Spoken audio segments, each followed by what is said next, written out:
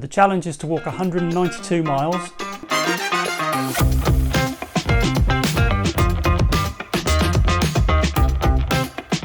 So my name is David Babister and I run Espresso Architecture, and we're based in Bicester, also Milton Keynes, and my home office here just outside Buckingham.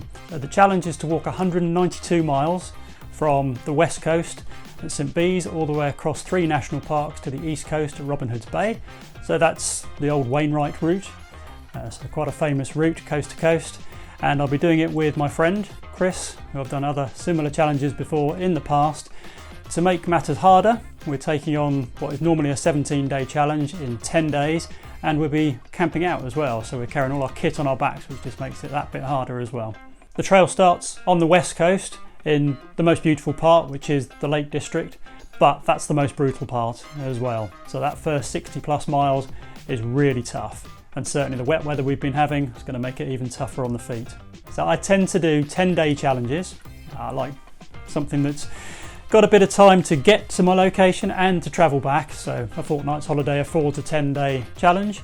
Training for an event like this is, well, it's difficult to do, to fit in around work and family.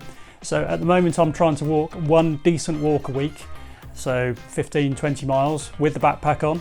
And that's the main thing for me, is doing it with the backpack. I'm used to running those sorts of distances, but with a backpack on, it's a very different story. So we're trying to raise money for Cancer Research UK and Dorothy House Hospice. If you want to give, you want to join in, then there's a Give Wheel site that splits the money directly between the 2 charities. Through my networking groups, the companies that I network with on a regular basis, several companies have supported us, and their names will be emblazoned on the side of the support vehicle. We'll also be promoting them through our social media outlets as well. So you can follow those social media links in the description.